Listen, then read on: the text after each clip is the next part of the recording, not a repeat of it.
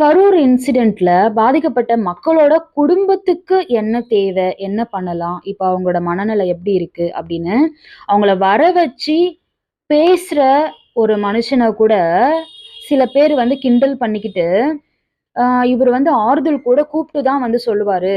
Actually இவரு வந்து அங்க போயிருக்கணும். இதெல்லாம் என்ன வந்து ஒரு அரசியல்? அப்படின்னு வந்து கேணத்தனமா பேசிக்கிட்டு இருக்காங்க. ஒருவேள மூளைன்னு ஒண்ணு இருந்தா யோசிங்க. இவரு மட்டும் இல்ல.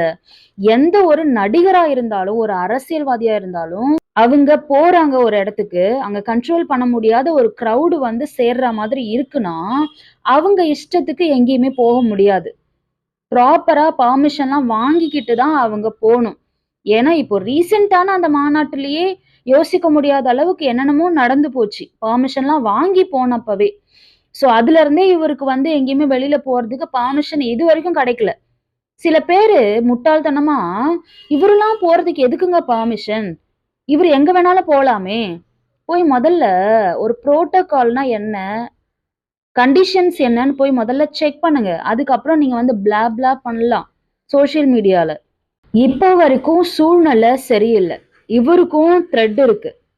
ஸோ அதனால இனிமே டிலேயும் பண்ணக்கூடாதுன்னு சொல்லிட்டு, இவங்கள வந்து இப்ப வர வச்சிருக்காங்க. ஏன்னா இவங்கள வர வைக்கிறதுக்கு யார்கிட்டயும் பெர்மிஷன் வாங்கணும்னு அவசியம் இல்ல. அது குடும்பத்தோட பெர்மிஷன் இருந்தா போதும். இவங்கள வந்து பார்க்கறதுக்கு எந்த கூட்டமும் கூட போறது கிடையாது. ஆனா இவரு போனா என்ன நடக்கும்? இவரு சேஃபா ரிட்டர்ன் ஆவாரா? இல்ல எந்த கிரவுடும் சேராம, எந்த பிரச்சனையும் நடக்காம இருக்குமா? உங்களால சொல்ல முடியுமா?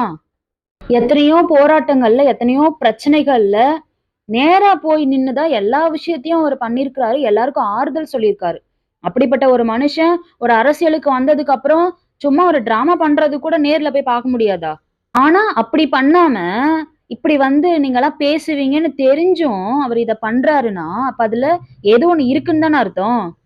மத்த கட்சிக்காகலாம் யோசிக்காம, முதல்ல நியாயமா யோசிக்கிறதுக்கு முயற்சி பண்ணுங்க. அப்புறமா வந்து பேசுங்க. உங்களாலலாம் முடிஞ்சா, போய் அந்த குடும்பத்துக்கு ஏதாவது ஹெல்ப் பண்ணுங்க. இல்ல ஆறுதல் சொல்லுங்க. இல்லன்னா வாய மூடிக்கிட்டு அந்த மனுஷன எதையாவது பண்ண விடுங்க. இதுலலாம் உங்க அரசியல கொண்டு வந்து திணிச்சு, அந்த குடும்பத்தோட பேரெல்லாம் வந்து சொல்லிக்கிட்டு இருக்காதீங்க.